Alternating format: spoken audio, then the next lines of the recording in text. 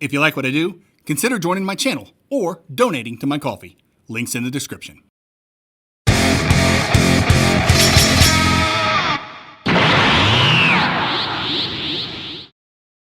Hey, this is the Metroidvania Guru, and I just wanted to say something real quick. Happy Thanksgiving, everyone, to my American viewers, my Brazilian viewers, my Russian viewers, to my cousins across the pond in the UK, and everyone in between.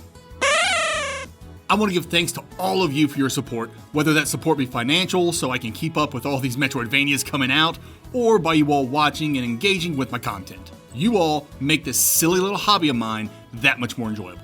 And hey, if I didn't name the country where you're from, shout it out in the comments. I know we have Metroidvania fans all over the globe, and I love hearing from y'all. Now, let's get to business. I'm winding down this tier list series because nowadays I place games immediately into the list during the reviews. But I still have some catching up to do with some games I've reviewed and haven't placed on the list yet. This series only has a couple months left, counting this month, and then I should be square. That brings us to this month's episode, Thankful Month. These are the Metroidvanias I am very thankful for. Heck, some of the MVs featured on this episode are among my favorite of all time. That doesn't mean every single one is going to hit the S tier, but I wouldn't be surprised if we get a bunch of S and A tiers out of this batch. Alright, enough talk. How about you, tier list? Stupid.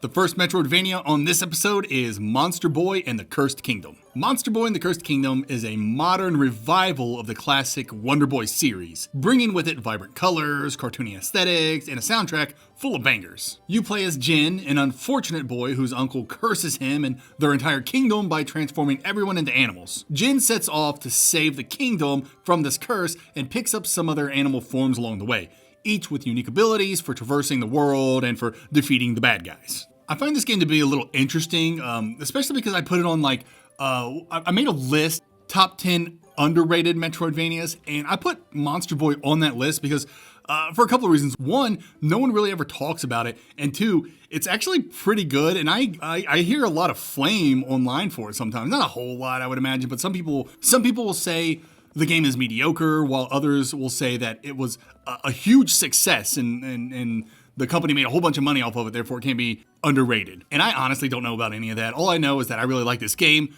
and I don't think people talk about it enough. And when I do hear people talk about it, it's not in the greatest of lights. But anyway, let's get into the pros and cons. First pro I have here is it has very charming visuals and animation and music. I think I kind of said that in the introduction to the game. But yeah, this game is beautiful. The character designs and all the bright colors are very kid-friendly.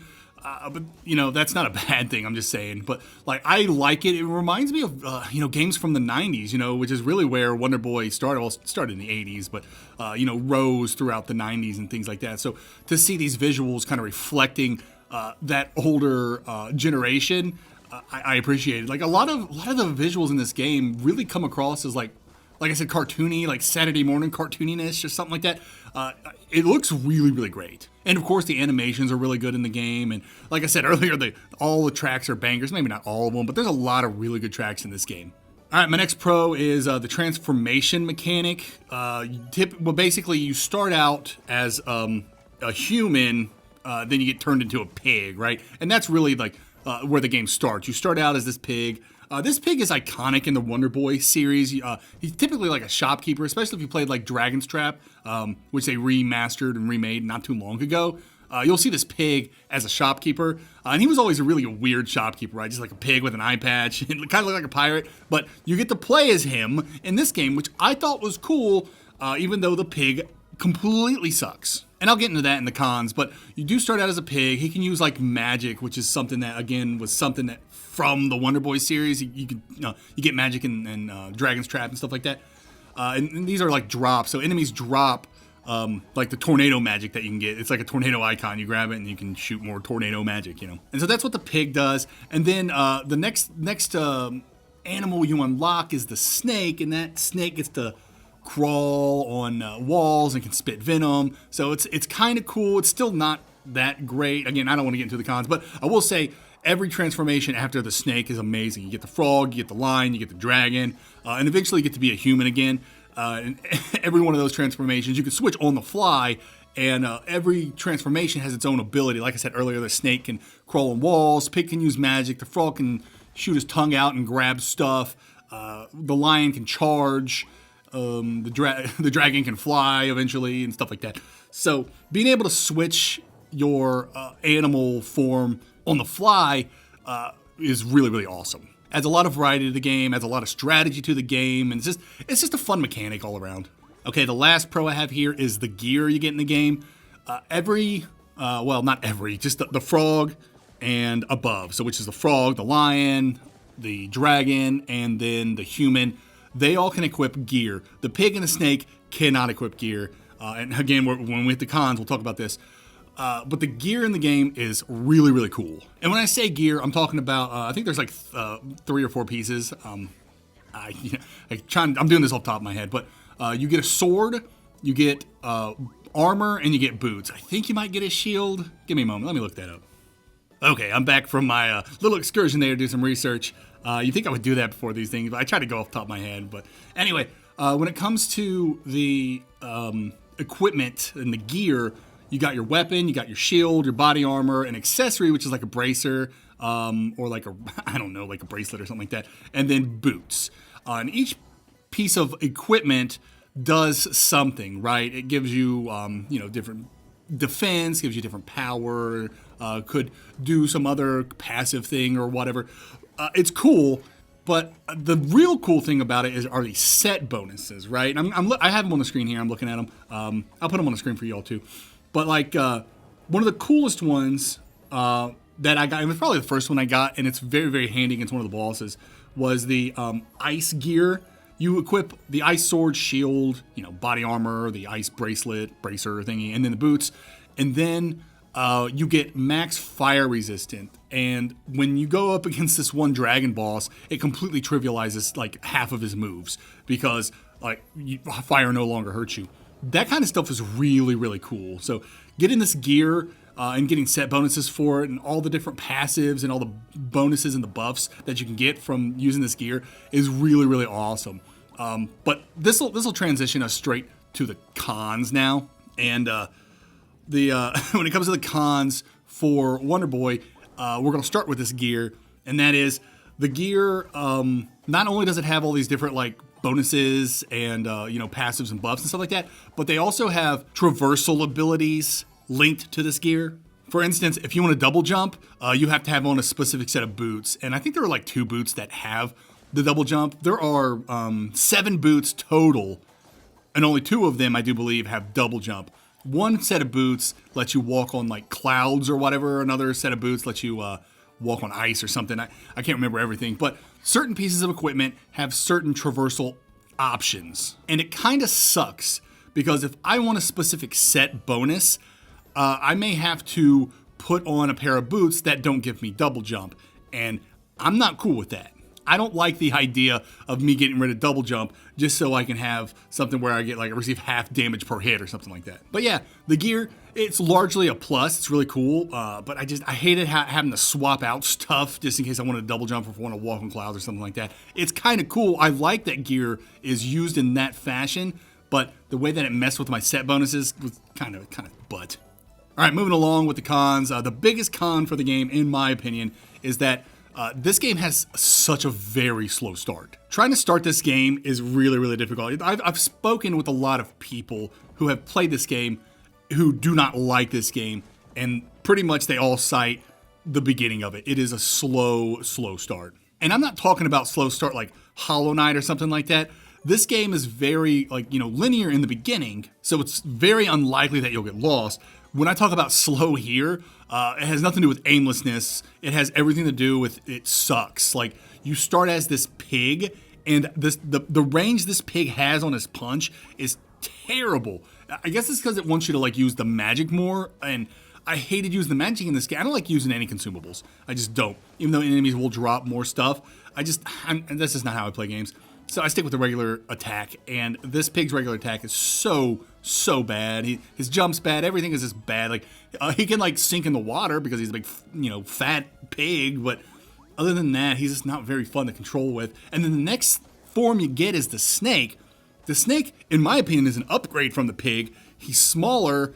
He can crawl on like moss and stuff like that. And he has a projectile with his regular attack. He like spits venom. A huge upgrade to the pig, in my opinion. But yeah, it isn't until you unlock the frog transformation that this game actually starts getting good. And getting that frog transformation, I can't really recall the timing on it, but it's like 2 to 3 hours or something like that. And to ask any MV enthusiast to be like, hey, this is a good game, you just got to give it a solid 2 to 3 hours before it gets good. I could see how they would be like, hard pass, Luke. But I promise, if you can get through those first 2 to 3 hours, you're going to get a magnificent Metroidvania. Next con I have here is the haunted house biome. Later on in the game, it's like, I don't know if it's like mid to late game or something like that. There's a haunted house biome, and I hated it so much. It is so long. It's full of puzzles, it's winding, and it's just like, I just wanted it to end. I can't even tell you if it's a good biome, if the level design was clever or anything like that. I just remember I hated it because I wanted it to end so badly. There's just something with me and like overly large biomes. Like, take the game Cathedral. I thought every biome in that game was so big, just like at Turn of Noctis as well. Cut those biomes in half, man. I don't know what it is about overly long biomes. They just kind of get on my nerves, and I don't recall the biomes in Monster Boy. Monster Boy in the Cursed Kingdom. I'm just going to call it Monster Boy. I don't recall any of the biomes in Monster Boy being overly large or overstaying their welcome, except for this haunted house. I don't know what it was. It just, it crushed the game's pacing, in my opinion. I don't know. You all may like it. I was just like, oh, I'm done with this stupid biome. And that brings me to my next con. I kind of picked this con out from people, speaking with people, but a lot of people believe this game has pacing issues. Now, I just brought up a pacing issue with the haunted house, but some people have issues with some other stuff that they consider bloat. I personally didn't mind these sections. I'll talk about them here in a second, but a lot of people hated them. And so one of the sections, like, I think there are a couple of sections in the game where you basically have to retread and find stuff. The one example I'll use is when you have to find those artifacts for the church. Some people hated that section. They felt it was just bloat and was unnecessary. I, for one, thought it was really cool. It was a nice little throwback to all the other Monster Boy, Wonder Boy games, because you were finding those specific characters' weapons. So I dug that. But also, I liked having to retread biomes. I'm a big fan of revisiting biomes to find significant pathways or items or anything like that. It makes the world feel more alive to me. And so having to retread and find those items, I thought was a plus, but I know a lot of people say it's a con. They just felt it was a bloat. And so I'm throwing it in the cons just for you all, just to let you know. Personally, I didn't care. I loved it. And it wasn't like it was difficult. You look at the map, see where you haven't been, go there with the new ability that you got, collect the item. It wasn't that big a deal. And the game has fast travel too. So, but again, there are a couple instances where this happens. I'll talk about the second instance in the spoiler section, which we are getting to now. So here's your spoiler warning. Moving on.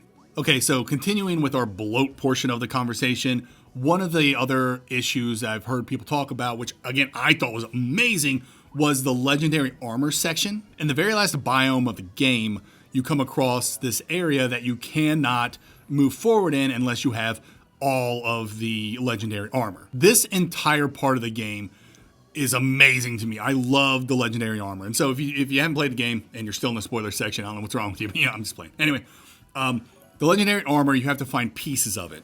Once you find pieces of, like, for instance, you got to find like 3 pieces, I think, of each thing. Like, I think you might get the sword in this biome. I can't remember. It's been a minute since I played the game. But I think you're given the sword when you get there, and then there's a map, and it shows you where a bunch of the other pieces are that you need to find. And so when I mean pieces, again, you got to put them together. So they're like, for the breastplate, you got to find, I think, like 3 pieces of the breastplate, and then you can go to a blacksmith, I do believe, and they'll turn it into the legendary breastplate. Same thing with the shield, same thing with the boots, stuff like that. So there's like, I don't know, like 15 to 20 pieces that you have to find, and you're finding these pieces as you're playing through the game. And these pieces are called legendary armor piece, right? So I am absolutely pumped every time I find one of these pieces. And so this is kind of like a teaser throughout the entire game. They tease you with this legendary armor, and you don't know that is important. You're just like, oh yeah, I want these. These are going to be kind of cool. I bet you it's really, really strong. And it isn't until you get to the final biome and it's like, oh, you actually need this legendary armor to move on. And this pissed a lot of people off. And I totally get it. but it didn't. It made me happy. I love exploring, and I love having to, again, go back to these biomes and search, high and low for all the pieces. And they give you a map when you get there, so you can figure out where all these missing pieces are. But to me, I don't consider this bloat. I think it's more of like, yeah, we're recycling the biomes yet again, but I like that. I'm a Metroidvania guy, man. I like to backtrack and search for stuff and, get rewarded. And what better reward than this legendary armor set that you've been teased with the entire game. And to see that this set is actually important and necessary to continue the game, I just love stuff like that.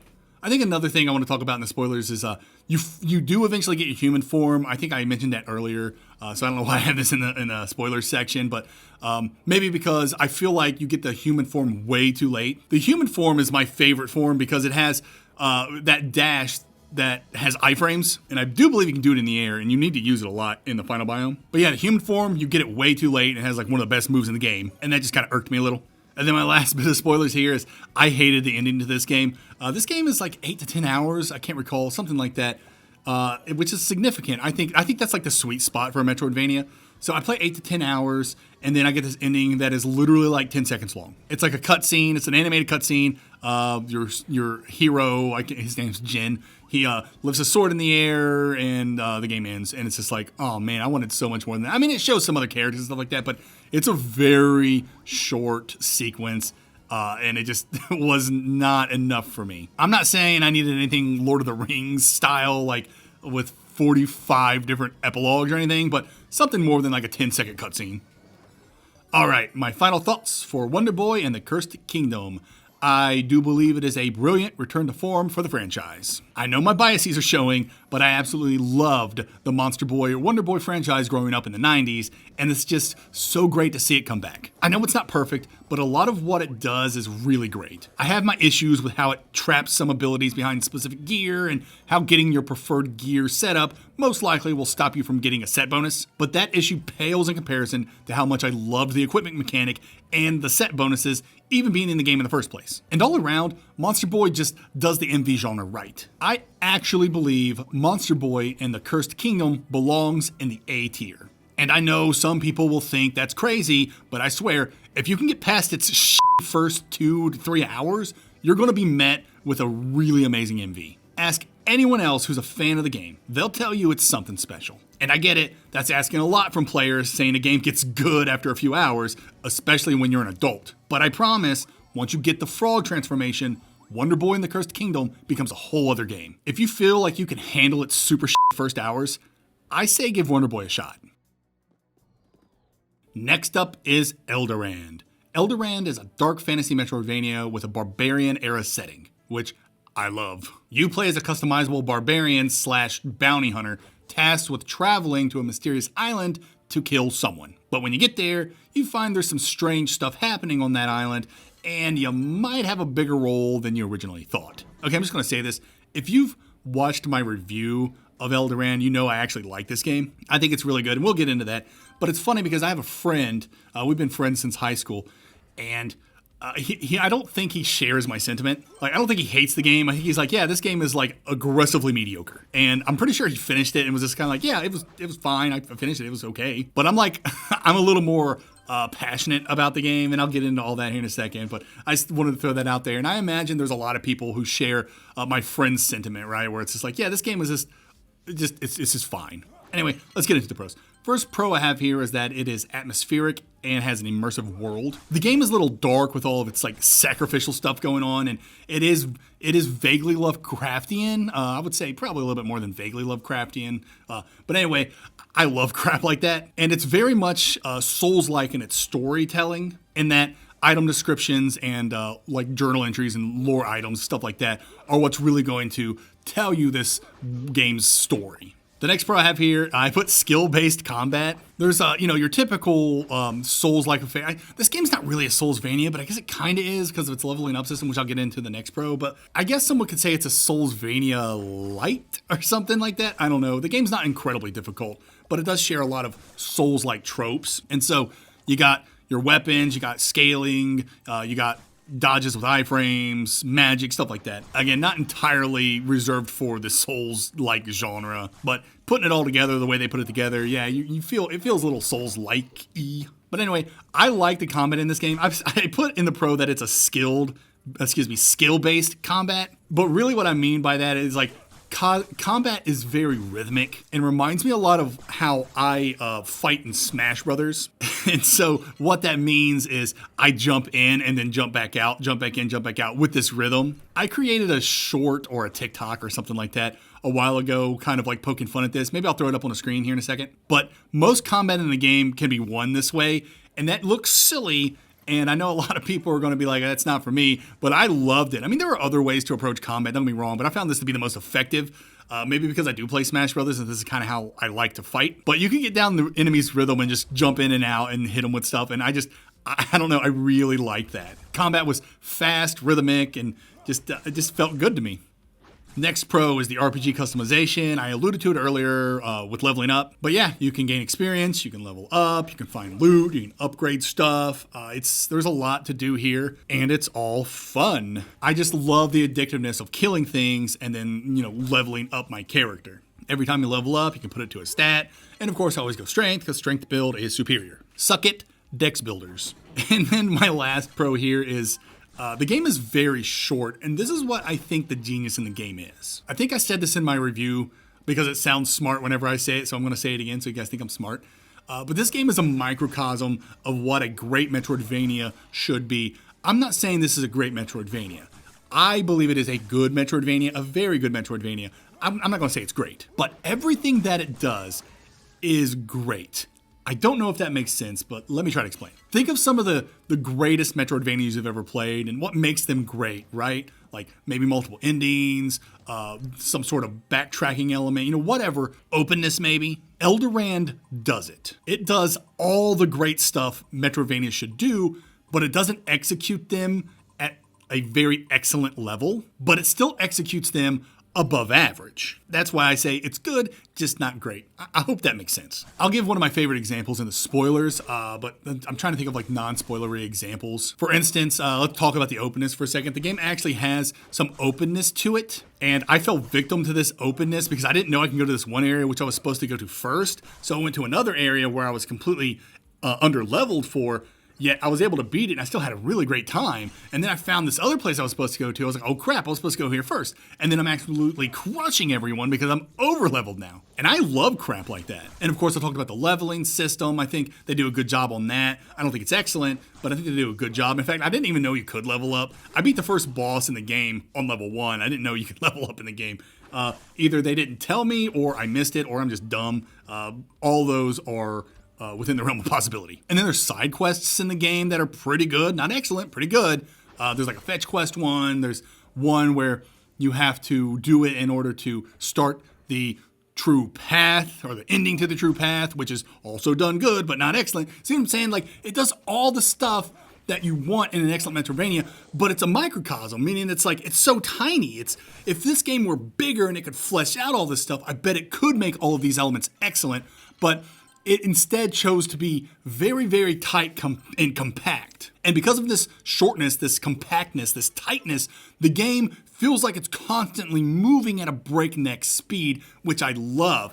I would say if I had to compare it to anything, it would be Time Spinner. Time Spinner is another very, very tight game that just feels like it's constantly moving. I call it the equivalent of like a page turner. I feel like Elderand is like the page turner of Metroidvanias as well, just like Time Spinner. There's just not a whole lot of downtime at all in Elderand. You're constantly finding stuff, moving to places, progressing, and it just feels great. And so to see all the greatness that a Metroidvania can do to be done in such a compact way is fascinating to me. Yes, it could have been done better, but what's here is not just competent, but actually pretty good. And the pacing is just fantastic too. So that's why I put its shortness as a strength. And when I say shortness, I think I beat this game in like 4.5 hours, maybe 5 hours, something like that. But it did not feel like that because I was constantly moving and progressing and figuring stuff out.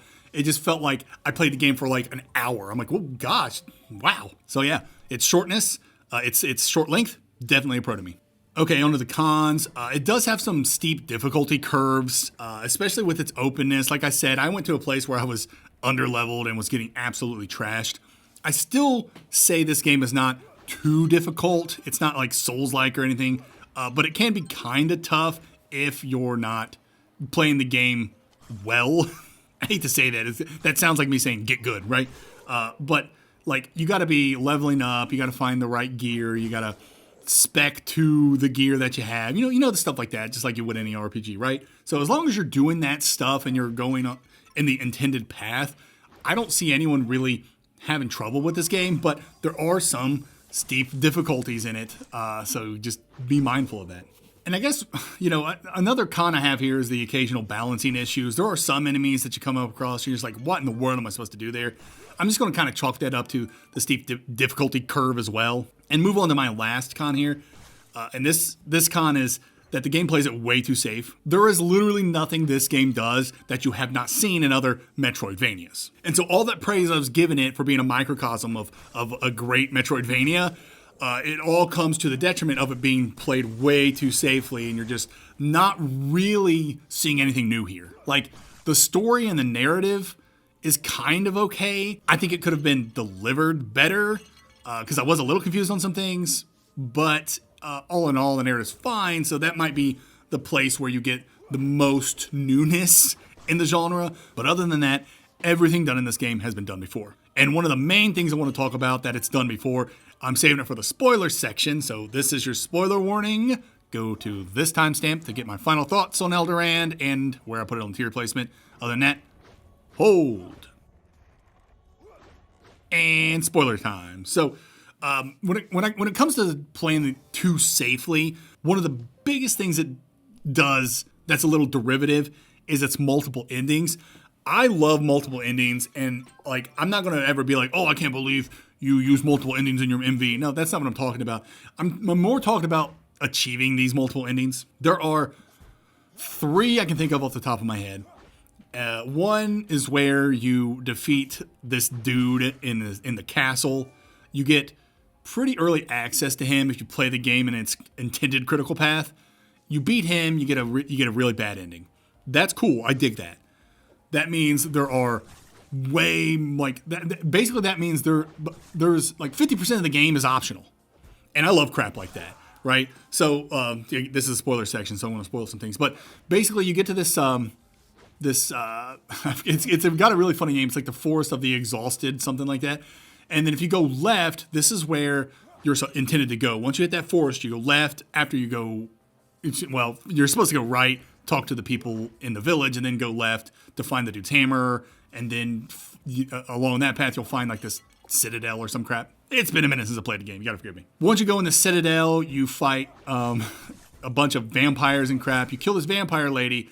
Once you kill her, this gives you access to, I'm just going to say, is his name Anan? I think his name's Anan, or Amam, I don't know. Anyways, you fight this dude, and if you beat him, you then have to, you get the bad ending. And so what you're supposed to do is you're supposed to then go right at the fork at the Forest of the Exhausted, or whatever it's called. And this is where I went when I was underleveled and I was getting trashed. But I was actually able to beat the dude there, who was actually the guy that you were contracted to kill. And then some of the details are a little hazy at this point, but you find like a mirror and it takes you to the past. You find this dude who can make a thing for you. Use this thing to find another secret biome, which is awesome. You go down in this secret biome, you fight a secret boss. He gives you a secret thing that lets you see stuff. I mean, you've seen this before in Metroidvanias. This is a very standard way to get the true path, right? The true endings path. So you kill this secret boss, you get this thing that lets you see stuff that you can attack to open up these walls that have been teasing you the entire freaking game. And it's cool because this is where we get some redundancy here. This is basically the holy glasses from Symphony of the Night. Remember, Maria gives you the holy glasses, you fight Richter, and then you can see Shaft above his head. Very similar thing. It's kind of cool. You use this item so you can see these things. So this is kind of the Lovecraftian part of it. You see this thing, you destroy the thing, it opens up the walls so you can get more stuff. I know, I'm being very vague, but anyway, it turns out you can use this item during this boss fight to kill this thing that's rotating around the boss. And this is like basically the turning point for the true ending or another bad ending. And so if you kill this lady, you get, kind of a like middle of the road bad ending type of deal. But if you use the item to see the thing, so you destroy the thing, it saves the lady, which then gets us to the true ending. And I know that probably was convoluted and I was pretty quick at spitting all that out. But if you've played Elderand, which you should, especially if you're in the spoiler section, but if you play it, you probably understood what I said. But yes, that was one of the things in the game where I was like, played it way too safe. It reminded me way too much of Symphony of the Night. But in the end, that's not really a bad thing. All right, my final thoughts for Elderand. If you haven't guessed, I really like Elderand, but I can't actually put my finger on why. I think I like it so much because it's everything I love in an MV distilled to its purest form and delivered in such a succinct package. And this succinctness makes the game feel more grandiose than it actually is. Mainly because there is very little downtime in Elderand. Its pacing is just so brisk and clean. Elderand feels like the MV equivalent of a page turner. I think I said it earlier. There's not a whole lot of substance, but what's here is good and fast and kept my attention till the very end. I loved its dark world building, its jumpy combat, and its RPG mechanics and its leveling and gear. The only real drawback I can see is that Elderand might be way too short for some people, or people may find how safe the game plays things to be either boring or too mundane. As for me, a rabid Metroidvania, I think Elderand is a quick and dirty good time. I'm placing it right in the B tier. The next MV for this episode is Ufouria the Saga. This is an oldie but a goodie. This one is a classic Metroidvania for the NES, known for its interconnected world, character swapping mechanics, and not being released here in the US of A. The game follows protagonist Bop Louie, or Hibarike in Japan, and his three friends, each with unique abilities as they explore a strange, surreal land in hopes of finding their way home. It's a very basic story. I think they crash land into like a crater or something, or they fall into a crater or something like that, and then all of Hibarike or Bop Louie's, I'm gonna call it Bop Louie, all of Bop Louie's friends lose their memories, they get amnesia, and you have to find them. You gotta fight them first, and then they join your team and stuff like that. But anyways, let's get into the pros. First pro I have here is the unique character swapping abilities. I don't think Metroidvanias had done this up to this point. I know, what was it? It was Castlevania 3 did it, but that's not a Metroidvania, and also I hate that frickin' game. But yeah, there are 4 playable characters, each with special skills, which, adds some variety to the game. I can't remember exactly what Bop Louie does. Oh, he climbs. Eventually he can climb. And then there's the chameleon person. I don't remember any other names. That the chameleon can walk on ice and then can eventually turn people into ice cubes or something like that. But anyway, every character has an ability, so you do have to swap between them in order to traverse in the game. Next pro I have here is Zigzag Exploration. I actually did a review on this game and its unfortunate sequel that I waited 30 years for. Man, what a disappointment. Anyway, in my review on Ufouria the Saga, I talked about Zigzag Exploration. I think it might have been the first time I used that term, and it's probably a stupid term. I don't know. I just use it every once in a while. But what I mean by it is, the game is open-ended, and it has a bunch of different biomes, and it wants you to, ping pong, between each biome, thus zigzag exploration, to be able to go deeper into those biomes based on the knowledge you gain or the abilities that you gain, right? And I love exploration like that, where it's okay, I'm going deeper into the biomes, I gotta go here, gotta go there, where do I go next? It keeps things fresh for me. And it's my favorite form of backtracking. I know a lot of Metroidvanias use backtracking really to be hey, you remember that thing that item you couldn't get earlier in this biome because you didn't have that ability? Well, I bet you if you go there now, you can get this item. I like it when when backtracking is more significant. I find a new path now, or I find a key item that I can use somewhere else, things like that, those kind of significant things. And Ufouria the Saga does this, and it kind of spoiled me for Metroidvanias moving forward because I really like that so much.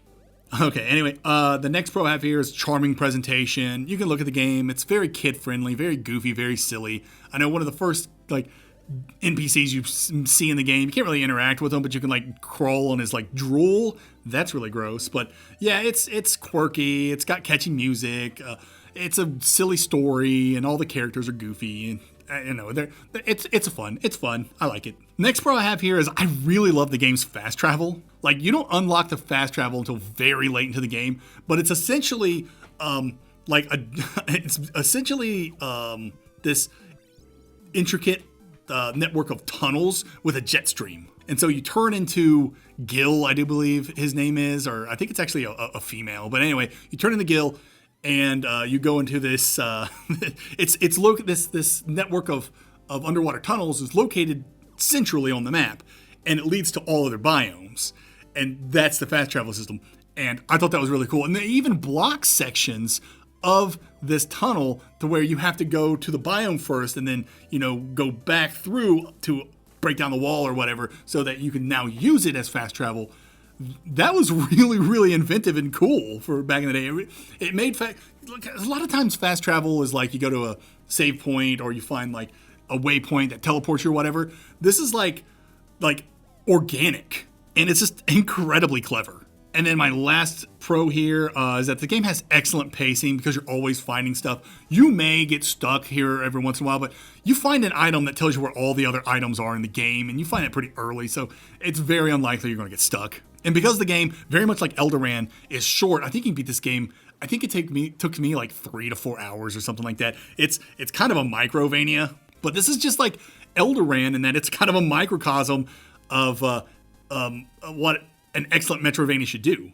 And because it's so short and there's so much stuff to do and find and things like that, the pacing ends up being very excellent. All right, moving on to the cons. First con I have here is combat sucks. I hate the combat in this game. You have to jump on enemies, but in order to hurt them, you got to hold down as you're jumping, and I hate that. I don't know. And then they turn into like poopons or papoons or whatever those are called. I think it's papoon, and which are like these balls. So you jump on an enemy, they turn into a papoon, you grab the papoon, and then you throw it at other enemies. It becomes a staple in the series, and it's just not something I ever really liked. Like, it's okay, I hate the initial like jump you gotta hold down on, whatever. It's not that big of a deal, but it still sucks. Next con is a big one. You gotta pause the game in order to swap characters. I know this came out on the NES, so I'm not gonna ding the game too hard for it, but it's still kind of, in this modern era, we go to play Ufouria the Saga on the NES, right? And I got to pause and to switch characters. It just sucks. It's not, but I get it, the limitations of the NES back in the day.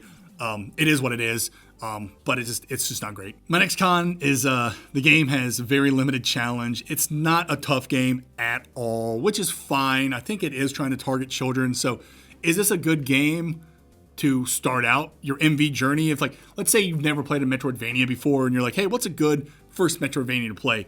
This might be a viable option. I personally wouldn't recommend it because of some of the NES limitations that I think would frustrate modern gamers, such as the pausing to tag, right? But it's not a very challenging game. However, it does have this really bad issue. This brings me to my next con, that when you die, it takes you right to the beginning of the game again every time you die, and it doesn't refill your health. This is absolute garbage, and I hate it so much. And because fast travel doesn't get unlocked until very late into the game, like mid to late into the game, being transported back to the very first screen every time you die sucks.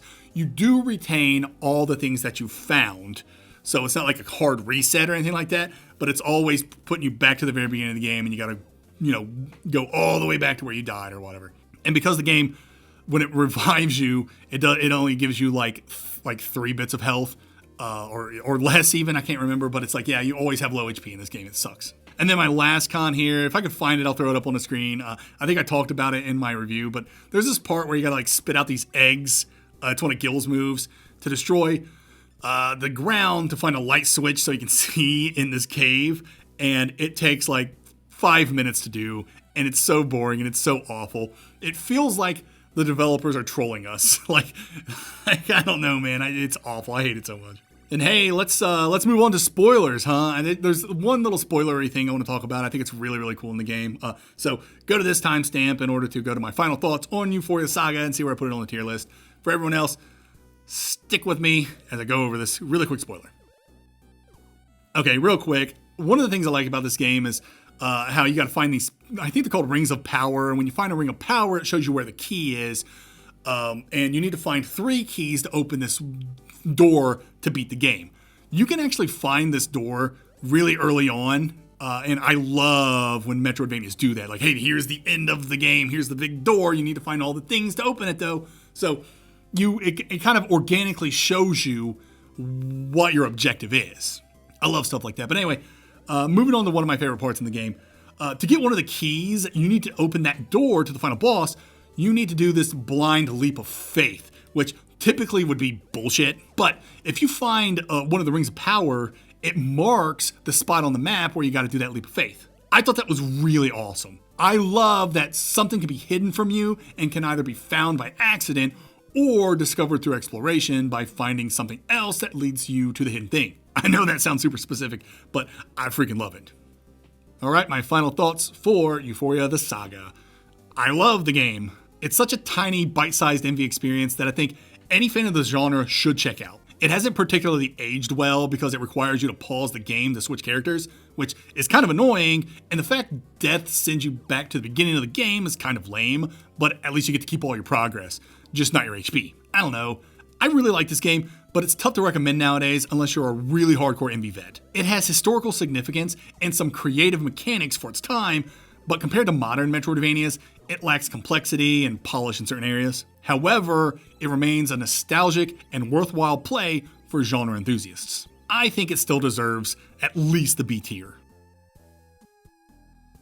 Next game is Dust: An Elysian Tale. Now, this is another kind of old one. I think this game came out in 2011, 2012. And it came out in a period where we didn't really have a whole lot of games that looked like this, let alone was a Metroidvania. And it was created by one dude, Dean Dodrill or Dodrill, I don't really know how to pronounce it. But yeah, one dude made this entire game. I think, well, no, not that, like, he didn't do the music, and I think he had somebody help with the narrative a little bit. But yeah, largely it was done by one dude. And like I said, it came out in 2012, and there weren't a whole lot of Metroidvanias really coming out at this time. There were some Metroids coming out, and before that was like Cave Story. It wasn't really until Hollow Knight or Ori, the Ori games, when Metroidvania started to become so saturating again. But yeah, Dust: An Elysian Tale came out at just the right moment where it was just like, it was picked up by Xbox, and it really just kind of was the champion for indie games. And as you play through Dust: An Elysian Tale, you'll see all kinds of like homages to other indie games of the era, like Braid and Vampire Smiles or whatever that's called. Death Smiles. Like, no, Death Smiles is the shooter. It was the one like the dishwasher was in. I think it's called Vampire Smiles. I don't know. Maybe it was called the dishwasher. And then of course Super Meat Boy and some other very prominent indie games of the time. And so yeah, Dust like heralded all of these indie titles. So if you take a look at Dust, it really is kind of like a huge celebration of the indie scene of that era. I mean, it even had Gomez from Fez in it. Anyways, I tell you all that because just to let you know that this game is special to a lot of people, especially who were into the indie scene in that era. This is when the indie scene really started to become a scene, if you will. Anyways, I'll shut up now and get going with the actual analysis of the game. So, what is Dust: An Elysian Tale? It is a beautifully hand-drawn Metroidvania that follows Dust, an amnesiac warrior, on a quest to uncover his past. Accompanied by a talking sword named Aura and a lively flying companion, Fidget, Dust traverses a richly detailed world threatened by war in order to uncover the secrets and mysteries of who he really is. All right, I think I've dragged this intro enough. Let's go into the pro. So the first pro we have here is that the art is just stunning and the animation's fantastic. I know some people, they take a look at the color scheme and they don't really like the colors that was used. I don't mind it that much. I don't really care. But man, I love the art in this game. I love the animations, and the fact that one dude did all of this just blows my mind. It's very obvious that Dean Dodrill was influenced by the greats of the 80s, namely Don Bluth. If you don't know who that is, then I don't know what you're doing on my channel. Don Bluth, All Dogs Go to Heaven, Land Before Time. I mean, this guy, video game-wise, he did, what is that, The Dragon's Lair? What is that game called? Yeah, Dragon's Lair and Space Ace. He did a couple. Well, 3 actually, because Dragon's Lair got like a sequel, but that one kind of sucked. Anyway, yeah, definitely you can take a look at Dodrill's art and animations and make the connection that it's very Don Bluth inspired, especially because the game is called An Elysian Tale and it's spelled Tail, very much like Don Bluth's An American Tale, like Fievel Goes West. But yeah, so much to like about just the art style in this game. I'm actually not a huge fan of the character designs, and it's not so much that they're like I don't know if furry's the word, but they're anthropomorphic, like cat people and stuff. Like that doesn't really bother me too much. I just think like the shading is a little off. I think Dust actually looks like a pretty generic character. Like not his actual sprite in game, but like if you look at some of his like portrait arts and things like that, he doesn't really come across as being anything less than generic to me. And then there are other characters in the game. Like they just look like generic anthropomorphic characters to me. The only one really sticking out is Fidget. And the game has some pretty decent voice work. I know I've heard some people criticize the voice work. I don't think it's that bad. I think there were some characters whose voice actors maybe hammed things up a little bit or something. But all in all, I just really thought the voice work was pretty fine. I didn't think it was exceptional, but I didn't think it was terrible around. All right, moving on to the next pro. Fast-paced, combo-driven combat. And just like every other game in this episode, I've done a review on Dust. And one of the things I talk about in Dust is the combo system and the combat in general. I personally love the combat in this game, but full disclosure, it is very mindless. But I would say mindless in a good way. Like you have a light attack, I guess like a heavy attack, and then you have like the dust storm move where you're like twirling through the air. And so the light attack, you just like, it's very much like, you hit like attack. And then the heavy attack, which is really just kind of like the twirling like sword, which is the dust storm really. You press that at certain times and you grab enemies and you slam them. And then if you do the dust storm in the air, you'll twirl all over the place. And it makes this it's like I said, it's kind of mindless, but at the same time, you do got to kind of be cognizant of what you're doing. And you want to be cognizant because you want to, increase your combo meter. The higher the combo, the more experience you gather. And the more experience you gather, the more leveling up you can do, right? Well, what makes the combat so fun to me is that it just goes all over the place. Like, you look at the combat and you're just like, what is this mess of crap on the screen? Like, you're flinging enemies everywhere. Fidget can shoot, like, lightning or a white ball or fire, and then you can, like, hit your sword and you can spread it all over the place. It looks absolutely insane, and it's that spectacle that I really, really liked about the combat in this game. There's even kind of like a parry system in the game. It's not like it's not a very great parry system. I like it because it's really just like you're clashing swords. So if someone attacks and you attack at the same time, your swords clash and then you can follow up with a counterattack or something like that. I like that because I can just proc the parry by accident, and it doesn't slow down the pacing of the game at all. I'm just constantly attacking, twirling everywhere, doing all kinds of crap. But yeah, the combat's pretty mindless. I find it to be fun. Just pay attention to how red Dust gets, because if you do the dust storm, the twirling for too long, he will hurt himself. But other than that, I just find it to be kind of mindless fun. And the last pro I have here is that the story is engaging and I like the characters. I talked about the characters like art design earlier and how I find a lot of them to be sort of generic, and I stick by that. But I do like where the story is going in this game, and I really liked the characters of Dust, Fidget, and Aura. The narrative in and of itself kind of falls flat in the end. There's a lot going on here, and it's very ambitious. It just didn't work out. If you check my review on it, I talk about it in greater depth, but it's really just kind of like, guys, now, never mind. I don't want to go into spoilers to it, but basically, I'll say this. Dust is of two minds, right? And at no point in the game does it give players the agency of choice. There's one instance where it's like, oh, you get this guy's laundry, he was kind of a jerk and sent this kid to do his laundry, even though like it was a monster infested area. He was like, I don't care if that kid gets hurt, I just want my laundry. And so you get the option to either just be like, here's your laundry, or let's rub poison ivy all over it first, right? And so having that kind of like binary of being like a good Samaritan versus, getting some retribution or whatever, right? Being the kind of a jerk back. That's the kind of stuff this game really needed. I feel like a lot of the narrative in this game was stifled probably by resources. Either they ran out of time or money or both. But the game was very ambitious in what it was trying to do, and then for whatever reason, it fell flat. And even like the ending to the game and then the final fight with Commander Gaius or whatever his name is, it didn't really work out as impactfully as it could have. But regardless of the narrative kind of falling flat for me, I really did love Dust and Fidget. I love their back and forths. They're very funny. Fidget is very much very meta, fourth breaking with a lot of the stuff that she says. they're very entertaining. And so anytime Fidget was talking or doing anything with any character, I was having a good time. I just thought she was such a fun character, and the way Dust would pick on her every once in a while and how she would pick back. That dynamic was really, really great. I do like that a lot.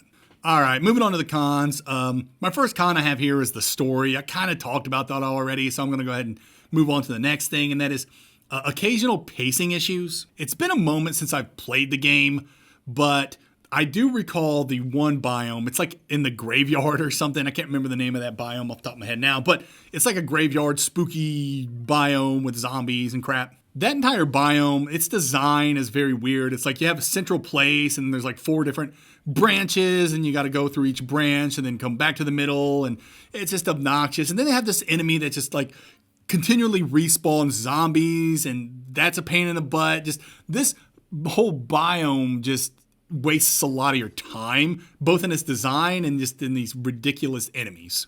And so I kind of find it to be like, it hurts the game's pacing. And there are other examples, like even like narratively, you take a look at the whole part where Dust goes underground. This is basically like the second big act of the game. Like it all essentially could be cut. Like don't get me wrong, there are some important parts that happen in that biome where you meet, I can't remember names, man, but those people underground, and you got to save the father. And that's a very important part when you talk to Lady, I think her name's Tethys. That's important. And then the event that happens after having your meeting with Lady Tethys, that's also important. But all that just kind of drags out because it needs to be a video game, right? I think there just could have been better pacing solutions to that. I don't really know off the top of my head, but just something to make that pacing feel a little better, because that whole section seems almost superfluous other than those really important parts. Next con I have here is that there's repetitive enemy encounters. In the pros section, I discussed the general combat. That's essentially the game. There are like 2 types of enemies in the game, 3 if you count like the big flying ships in the last biome. But really, it's like these little like enemies that you just smack around all over the place, and then like a bigger enemy that you have to maybe like do the parry I was talking about earlier in order to really defeat. But that's basically it. It's just like little crappy enemies that you can fling all over the place, and then big enemies, the end. Again, those ships at the end that you can like grab and slam onto the ground. That part's cool. But essentially, yeah, it's just same encounters over and over and over again. So if you're playing Dust and you're like, oh, I kind of dig this combat, that's great, because that's all it's going to become, to be quite honest with you. And then the bosses in the game, there's not a whole lot of bosses. I think there's like, I'm going to say like 4 or 5. Something like that. Maybe there's another one. I don't think there is. But yeah, even the bosses are pretty easy. They're kind of cake. I never really had an issue with any of the bosses in this game. And none of the bosses are particularly challenging or fun. They're just kind of there, and then you beat them. I don't know. It's just, there's nothing clever or gimmicky about anything that you do in the game. It's just hit stuff with your sword and then fly all over the place. There's a lot of improvement that could be had if Dust had a sequel, which I would love for Dust to get a sequel. But yeah, the combat just stays mindless. The enemies are very repetitive. It's over and over and over again. Very much the same encounters. And then the last con I have here is the simplistic RPG elements in the game. I think they're good enough, especially for the time. It was 2012. I did the whole spiel in the beginning. But you can like level up Dust, and you can gain experience by killing enemies, and you get experience multipliers by getting higher combos, which is really cool. And then you can also craft in the game. Crafting is kind of cool because you have to find a blueprint, and then you take the blueprint to the dude, and then you can start getting the materials to then create the thing in the blueprint. And that's basically the gist of the RPG elements. I mean, you level up, and then you get like a little like gem or something. It's like a skill point that you can put in one of 4 areas. You can increase your HP, you can increase your attack, you can increase Fidget's attack, stuff like that. And that's all fine and dandy. It really is. There's just not a whole lot to it. But yeah, it's fine for what it is. If they do make a sequel, I don't know why I keep saying that. I know like Dean Dodrell was on Twitter or X and did something, and people were like, oh, is he going to make a sequel? If they do make a sequel, it's definitely another area of improvement they can do. But yeah. All right, final thoughts for Dust. I know I've been starting all my final thoughts this way, but I love Dust, even though I know it's not that great of a Metroidvania. It doesn't even have an interconnected world. I just love the art direction and Dustin Fidget's banter. And there are plenty of other things to like here, like finding rare blueprints and equipment. Its combat is super repetitive, but I dig it, flying around with a dust storm and spreading shit all over the screen. It's ridiculous and awesome all at the same time. I know I love it, but it's just really not that great of a Metroidvania. I'm gonna say high C tier. Alright boys, here's Ghost Song. Man, do I love Ghost Song. I love this game so much. But what is Ghost Song? Let's talk about it. Ghost Song follows the mysterious armored figure, the Dead Suit, who awakens from a long slumber with zero memory of her past. Set on the desolate moon of Lorien, Dead Suit explores a vast network of underground caverns full of strange creatures and creepy bugs. After stumbling upon a camp occupied by a stranded crew who had recently crash landed, Dead Suit decides to help rebuild their ship so they can escape this strange land. Alright, first and foremost in the pros, atmospheric world and storytelling. This game creates a deeply immersive and melancholic environment with a focus on exploration and lore. Just within the first few notes of the game's title screen, I know how much I'm gonna love this freaking game, dude. Like, there's just something about how it presents itself. Its sound design, the music, it's kind of like etherealness. It all seems surreal. And then the storytelling, man, I don't even know where to begin. Like, the writing in this game, this is another game I do believe was created by one person. And this dude, his name's Matt something, I can't recall off the top of my head, but he's got some talent. Like, not only did he make this fantastic game, but his writing style is just so great. There are moments where he's poetic and there are moments where he's gritty. Like, this guy understands characters. He created these characters and he knew how to play each one. And that's one of my favorite things about Ghost Song is you have to find these ship pieces, and every time you bring a ship piece back, you can advance the dialogue on all the NPCs in the game. And the relationships that you build with, I call her Blue. They call her Blue in the game. Some characters do. So the main character is either called the Dead Suit or Blue. And so anyway, the relationships that Blue builds along this journey is just interesting. And by and large, a lot of it isn't important. But it is important if you want to understand things. But if you just want to play a Metroidvania for the Metroidvania-ness, these conversations, by and large, are not important. Like, some will give you rewards, but some are just Blue just talking, or the other NPCs just talking. And if you don't like what's being said or what's going on, or you just don't care about these characters, you're going to be missing out on a lot of what Ghost Song is trying to present to you. Now, I'm not saying that you should care. I'm just saying if you do, you're going to enjoy this game so much more. The next pro I have here is sound design and music. I already kind of talked about that. I do love the music and sound design in this game. Like, there are times where, like, things are just so creepy. Like, this game can get really creepy. It can feel very lonely, even though there's a lot of NPCs and friends in this game. But I don't know, man. If you like that kind of like isolation feeling in your Metroidvania, Ghost Song nails that, even though you're not isolated. It's crazy how great the atmosphere and environments are in this game. And a large part of that goes to the music and sound design. Okay, next pro I have here is the unique combat system. The combat in this game, it's not my favorite, but I don't mind it. So essentially, Blue has a hand cannon and she can shoot. As she shoots, her arm cannon will overheat. This makes your shots weaker. However, because your arm cannon is overheating, it makes your melee stronger. And so you have this kind of like back and forth with like, okay, I'm going to shoot enemies with my arm gun, and then once it overheats, I'm going to go and smack the crap out of them with my heated up arm gun. And it's a cool dynamic. And there's much more to the game's combat. Like, you get like special weapons like missiles and stuff that you can shoot that require like, you know, MP, the game's equivalent to MP.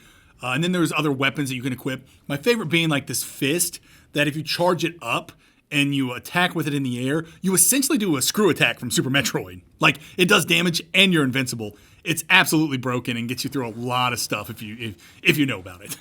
Which I just told you about it, so there you go. And then my last pro is that this world that you're in is so surprising. And what I mean by that is, like, as you're exploring the world, things will change in unexpected ways and you will be surprised at what's happening. And it's not like, say, like a Metroid game where things get recontextualized. It's more of like I'm going down this path, and I've went down this path 5 or 6 times, not a big deal, but now there's a boss in the middle of this path. It's a bounty hunter looking for you, right? And that happens a lot, and there's so many secret hidden stuff and things that just pop out and will, like, you know, so again, surprise you. It's all unexpected. This world just feels kind of alive. And so every time I play it nowadays, I look forward to all of this like random crap that's going to happen, or seemingly random crap. But yeah, you know, it's very common in a Metroidvania to backtrack, obviously. But when that backtracking can surprise you or give you some sort of like different reward or something like that, that's really cool. That's a really cool feeling. All right, getting to the cons of Ghost Song. The first one is that it is insanely story heavy, and this can affect the pacing. But it doesn't have to. Like I said, you actually, I don't know if I actually said this, but you actually engage in the conversations. You don't have to talk to any of them. Sometimes when I replay this game, I don't even talk to the android that's inside of the ship.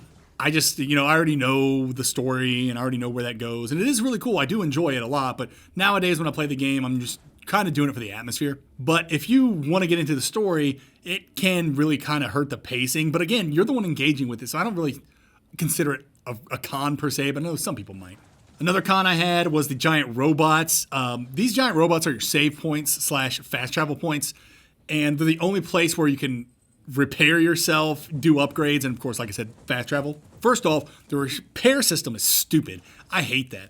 Like, as you are losing in this game, because this game it can be kind of difficult. Not really, but it can if you don't know what you're doing. I might get into that a little bit in the spoilers. I have a really, really tiny spoiler section here. But anyway, yeah, these giant robots are kind of the pain in the butt because the repair system, as you die, your max HP goes down and it keeps going and going and going down. And so the only way to repair yourself is to find one of these giant robots and then pay whatever the game's currency is to fix your system, right? So you get all your HP back. Absolutely hate that feature in the game. Super, super stupid. And also, if you want to do any leveling or upgrading, you got to find these giant robots. It's not like these giant robots are rare or anything, but it is kind of inconvenient where it's like, I got to go all the way back to one of these robots to upgrade. It's kind of a pain in the butt. My next con is leveling up.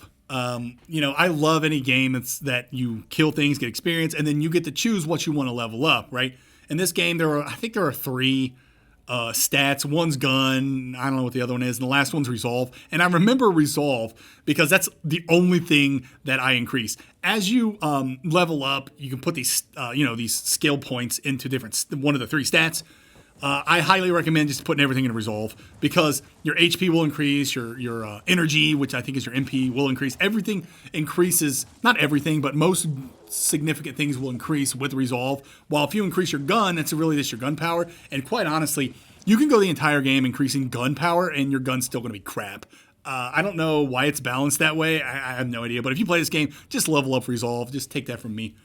So the con here is like, why am I leveling up anything other than resolve? Like, that's it. Oh, and here in this con, I said that there's a steep difficulty curve. Certain areas and bosses pose significant challenges, which may deter, lesser experienced players.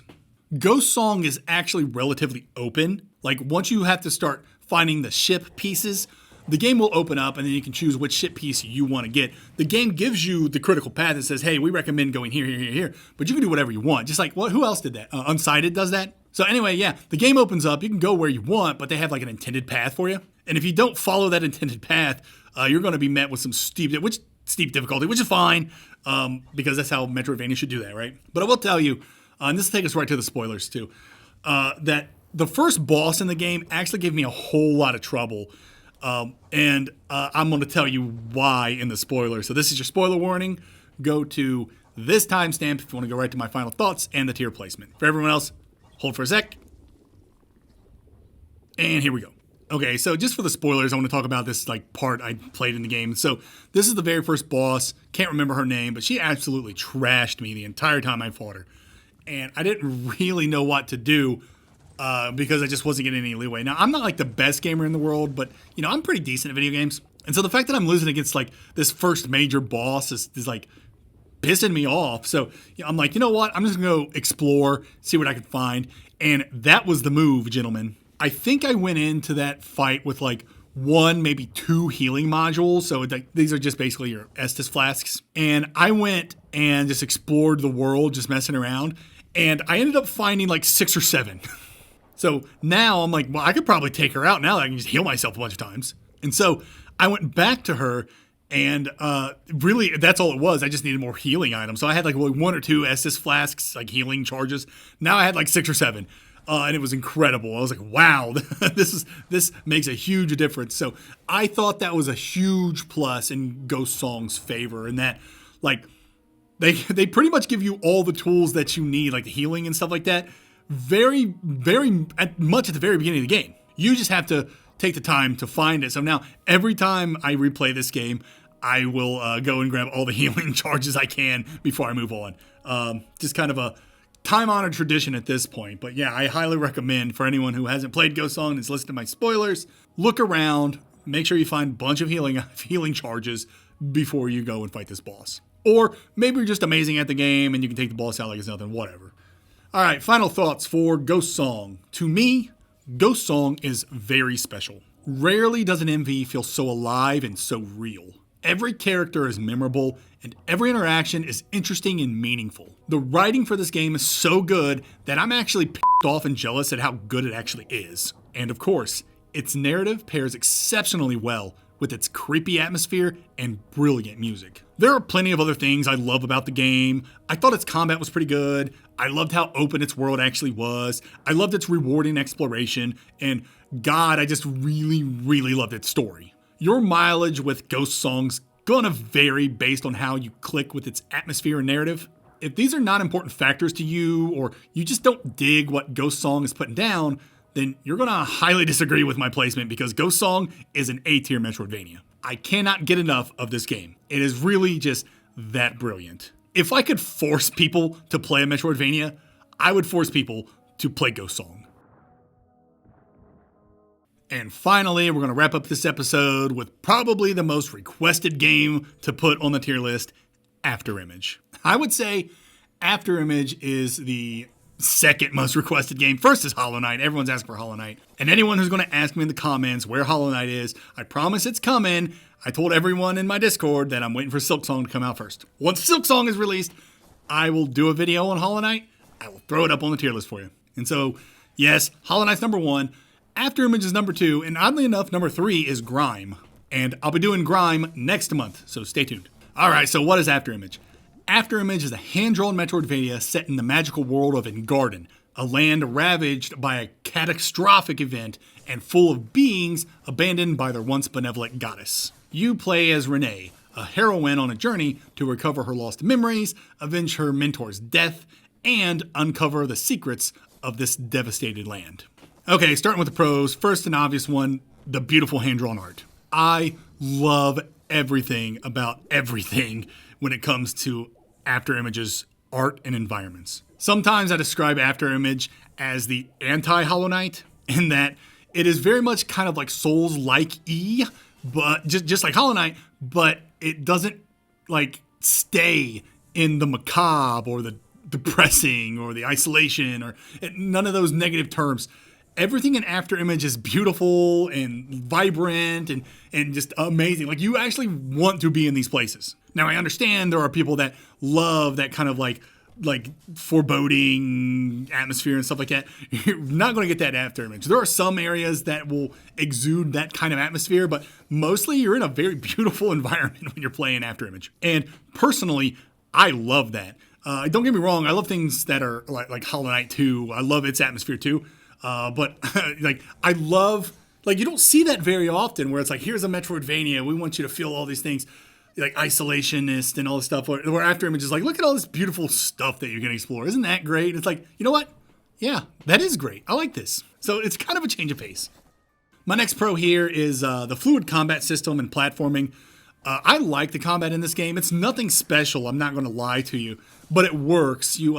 you can have 2 weapons at once, and you can switch between them at any time. I think like you can set one to each, like to different buttons or whatnot. And I thought it was pretty good. The combat, I'm talking like the bosses and stuff. This is a very, very open game. So when it comes to boss difficulty, it's really kind of hard to gauge because you're going to be all over the place. I remember I fought this one person, and I can't remember things off the top of my head. Valor maybe was the name. I don't remember. But this was at like the Holy City or whatnot, right before you get to Owl. And like that boss kicked my butt over and over and over again. But then the second time I played through this game, like I knew where I needed to go, and so I was able to fight this boss at an appropriate time, and then I just wiped the floor with him. So you hear a lot in this game that like the bosses aren't very difficult, and I don't think they're very intricate, I suppose. Like they don't have like tons of different moves and patterns you gotta remember and memorize and stuff. But I don't think any of them are like bad, and if they are giving you a challenge, it's probably because you shouldn't be there yet, most likely. I do remember one of the final bosses. I'm trying not to spoil anything here, but there's so many endings in this game. We'll get to all that, but there's this one boss where I'll just say it has to do with the memory shards. You got to fight this boss. That boss, even to this day, I still have some trouble against her. But yeah, I thought the boss fights in this game they varied in difficulty, and I thought it was pretty good. I didn't find it to be completely imbalanced or anything, but they're all over the place. But anyways, that's enough about the combat. I also like the platforming in this game, how like Renee can like do her down attack to kind of poke off some stuff with this one move on these one things, and just jumping and dashing and doing all that stuff.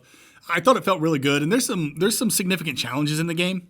Nothing at all like Path of Pain, but more of like, hey, here's a quick little challenging platforming section, and at the end you get rewarded a new weapon or something like that. There's plenty of stuff like that in the game when it comes to platforming challenge, and I like that a lot. And of course, I didn't say this when I was talking about combat, but like there's many different types of weapons, like the scythe and like a katana. I couldn't speak. I don't know what's wrong with my brain right now.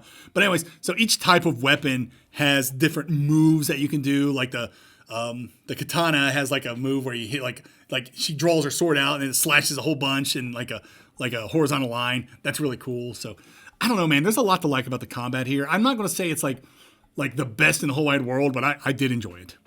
The next pro I have here is I just put deep exploration. Afterimage offers an expansive world to explore with diverse biomes, hidden secrets, and rewarding upgrades. As you play through this game, you're going to find so much stuff. And I know in my review I talked about how I was 30 plus hours into this game and still finding new biomes. It is crazy how big this game is. I don't think there's a game bigger than Afterimage in the Metroidvania space, I mean. Like, Hollow Knight is big. I think Afterimage is bigger. I know maybe Eterna Noctis might be bigger. Maybe Cathedral might be bigger.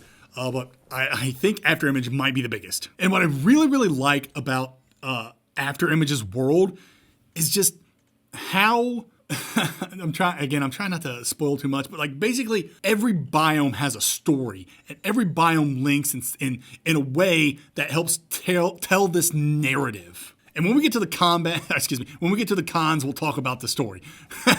But the way the biomes are linked and how they're interconnected and what they do and what's in them and their gimmicks and stuff like the Heart of Veins, it all makes sense in the mythos of this world. And as you're exploring, you're going to find echoes, you're going to find different weapons, platforming sections, you're going to find key items, you're going to find NPCs, side quests. Like the exploration in this game is probably second to none.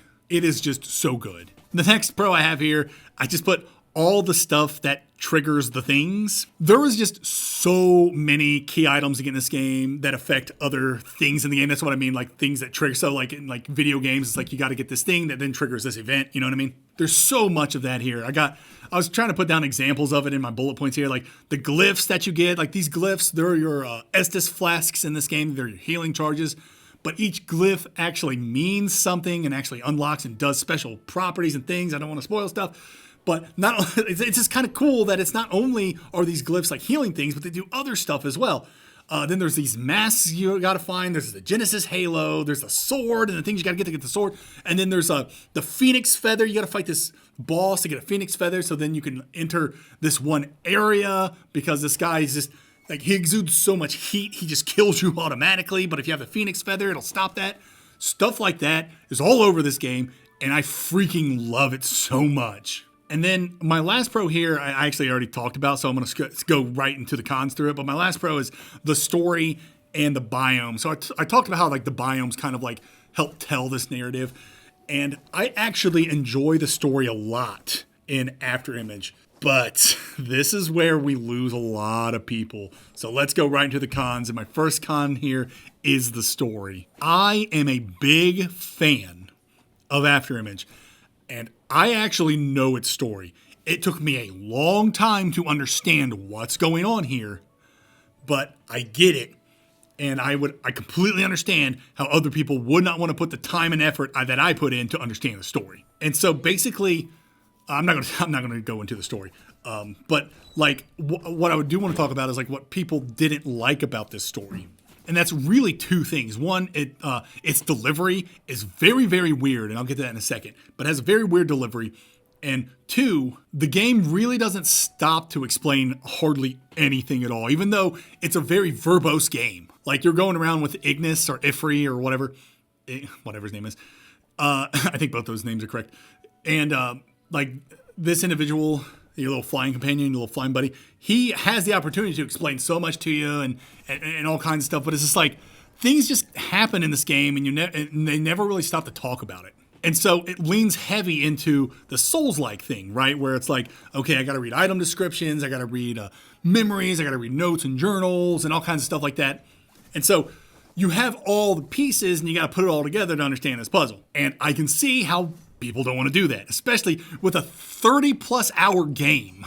Like, you would think that in 30-plus hours that they could deliver a coherent story in some capacity, but they kind of revel in the obscurity, and they expect the players to have the motivation to get this story themselves, and we're finding that really player fatigue is happening, and they're just like, you know what, whatever. And because people are just not getting into this story, it's affecting how they view this game, which I think is fair. Now, personally, as much as I love the narrative, and I actually like this game's narrative, not its delivery, but I actually like the content, I still would say you can enjoy this game just from its exploration alone. But if like the idea of like having to piece together a story and being confused a lot of the time bugs you, then this game may bug you. And one of the big things in this game, and I don't know, I think I have it in the spoilers, so I don't want to talk about it too much now, but it's like, I talked about how there's 10 endings, I said there's a lot of endings. There are 10 endings in this freaking game, 9 of which are canonical. Well, one which is goofy, and the other 9 which are, like I said, it's so hard to explain this, but there's 9 endings, and they come in like threes, right? So 3, 3, 3, and in each third there is a canonical part, right? So there's a canonical part here, a canonical part in this set, and a canonical part in this set. All of those sets create the true ending. Anyways, it'll make more sense when I get into the spoilers. I'm being vague to stop from spoiling, but anyway, okay, let's just move on from the story. Like I said, it's really, really weird, and it can be perceived as incoherent because of the delivery. The next con I have is the leveling system in the game and the weapon upgrading system. Renee can level up by killing enemies. You get experience, you level up. With each level, you get like a skill point, and you can find skill points out on in the world as well. And then you use these skill points in a skill tree. I mean, pretty self-explanatory. The problem is that Afterimage's skill tree likes to gate itself every 5 levels. And because of this weird gating decision, every 5 levels, like a bunch of the gates will drop down and I can unlock more stuff, but I'd have more than enough skill points to just max out everything because it's been holding me back so long. You see what I'm saying? So I don't know why they have these like weird gates, right? Like I can be level 20 and I can unlock all the level 20 stuff, but then I gotta wait till level 25 before I can unlock even more stuff.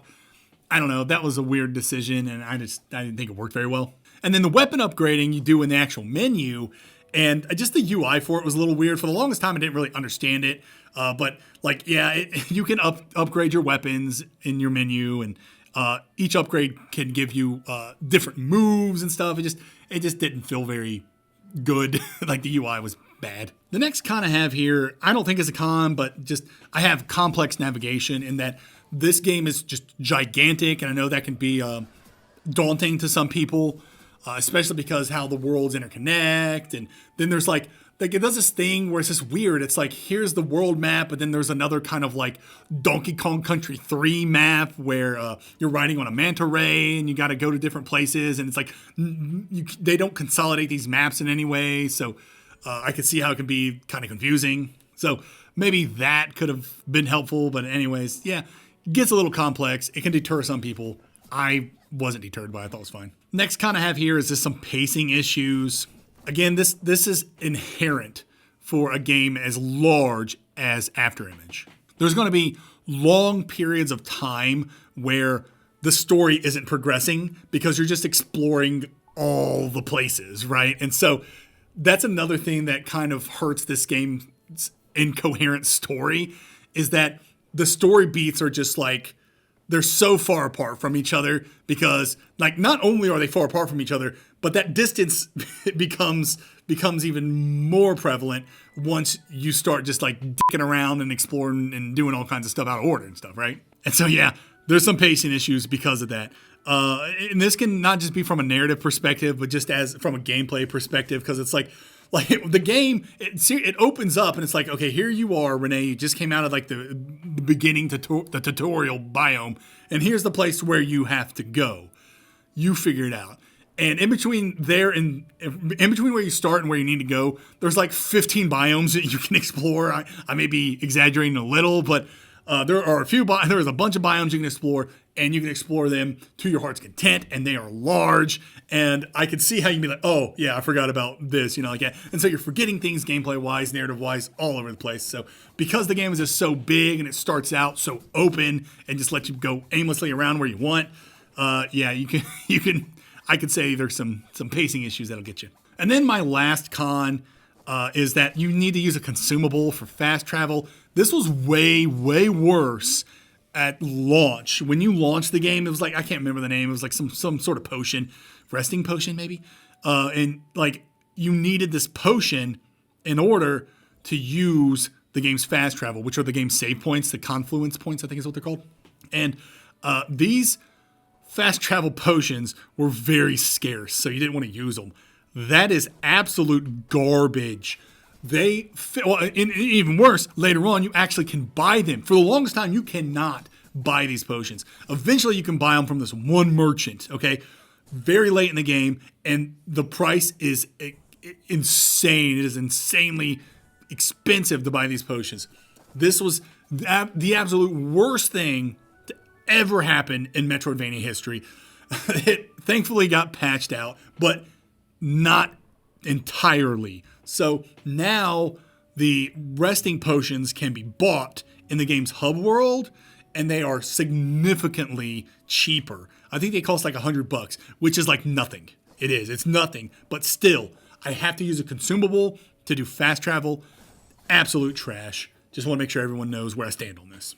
And with that, this is your spoiler warning. I'm going to talk about the endings probably briefly. I don't want to get too into it, but yep, going into spoilers, go to this timestamp to go right to my final thoughts and see where I place Afterimage on the tier list.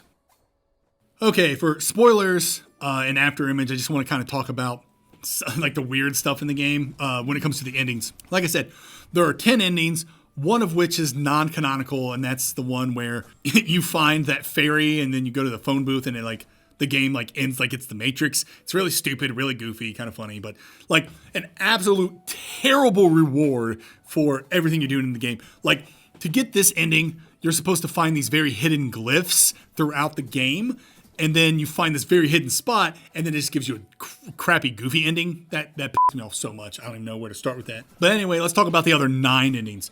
So there are, like I said, 9 endings, and they come in 3 pairs, 3, 3, and 3, right? The first endings have to do with Renee. The first 3 endings, the first set has to do with Renee. The second set has to do with, what's her name? Subject 42. And then the last 3, I guess, have to do with like both, I suppose. I don't know. But anyway, the first set of 3, which is all about Renee, has to do with her memory shards. And so if you go down there with 0 memory shards, you get something, I do believe. If you go down there with 1 or 2 memory shards, you get another ending. And if you go down with all 3, you get the true ending for her set. And then the next set, oh man, you know what? The next set is not about Subject 42. Maybe the last set is. It's been a while since I played this game. I apologize. Maybe the last set all has to do with Subject 42. The second set has to do with Ignis. That's it. And so once you get, I guess you don't have to do it in this order, but once you get the true ending with all 3 memory shards with Renee, then you got to go into whatever the lava place is.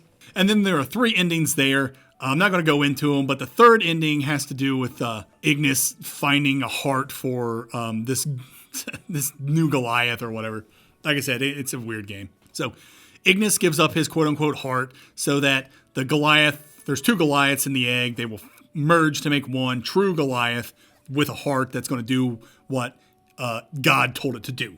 Essentially saving humanity because they just want to commit genocide against humans.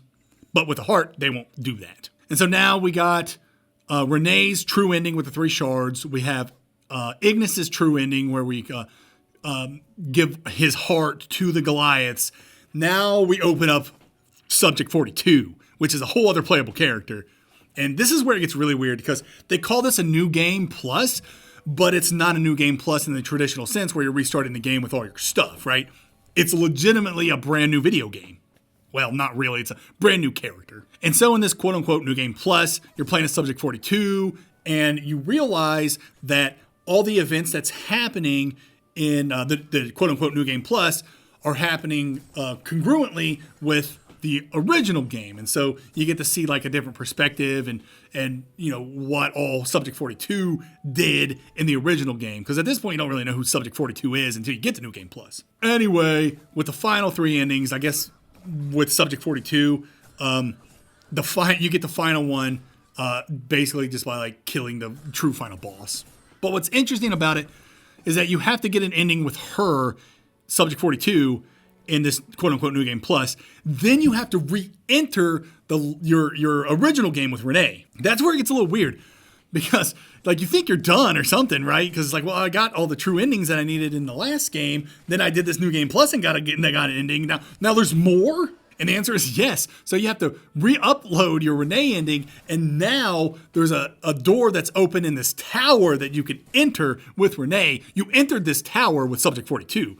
Now you can enter it with Renee and get the final true ending. And it kind of blows my mind. And this has to go back to how the game just didn't deliver its story properly. Like, for instance, this whole New Game Plus is kind of like janky in my opinion. Like, it's kind of okay. It's kind of like a guidance story, right? Where it's like, I get to play as Subject 42 and I get to see some things that happened on the back end that I honestly wasn't interested in, but now I get to see it, so okay, that's fine. But then having to re-upload my original game, and now there's another open area for me, dude, that blew me away. I loved that so much. It's like, this game just wouldn't stop ending. It was like, I think I made this joke earlier, but it was like Lord of the Rings, where it's just like you got an epilogue and like it keeps going and going and going. That's how the endings in this game felt. So by and large, I actually loved what's going on here. It was a little weird, and I'm cool with weird. So there's that. All right, final thoughts for Afterimage. Afterimage is not going to be for your casual gamer or even your casual MV gamer. Afterimage is a Metroidvania fan's Metroidvania. It's far from perfect, what with its convoluted story, its story's poor delivery, its weird progression system, and odd weapon upgrade UI. But all of those gripes mean very little when you look at Afterimage holistically. Its combat, its platforming, its environments, its exploration, these are all top tier, especially its exploration. And its story, if you take the time to figure it out, is intriguing. And even if you don't fully grasp its story, the locales and characters and the exploration are interesting enough to keep you hooked. I don't know how this is going to be received, but Afterimage is the new MV to beat on my channel. Sometimes when I complete an MV that I thought was excellent, I play it again immediately. And I do this for a few reasons. Maybe I want to see how fast I can beat it now that I have all this knowledge about its world. Maybe I want to see how I could approach things differently. Maybe it was just that fun to play and I want to experience the fun again. I replayed Afterimage for all 3 of these reasons, and my second playthrough rewarded me on all 3 counts. Despite being a 30+ hour game, I did not hesitate booting Afterimage right back up after completing it just so I could spend another few dozen hours 100%ing it. If that doesn't convey how much I love this game, I don't know what will. A lot of my viewers have been asking me where I'd put Afterimage on the tier list. Well, there you go. Afterimage is one of the best MVs of all time. Hope I didn't disappoint. And there we have it, 6 more MVs on the tier list. Some of the games featured in this episode are some of my favorite MVs of all time. I wonder if any of them will show up in my top 15 Metroidvanias of all time list coming out next month.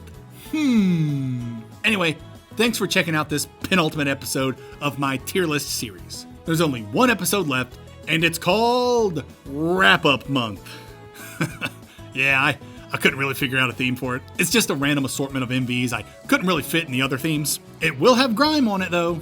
That's one people have been asking me to put on the tier list for a while. Oh, and Valda's Story, the most requested MV for my channel until I finally reviewed it. I'm finally putting that on the list too, so that's something to look forward to. In the meantime, leave a comment telling me what you think about my placements this episode. I want to hear all your thoughts, the good, the bad, the ugly, whatever you have to say, I'd love to hear it.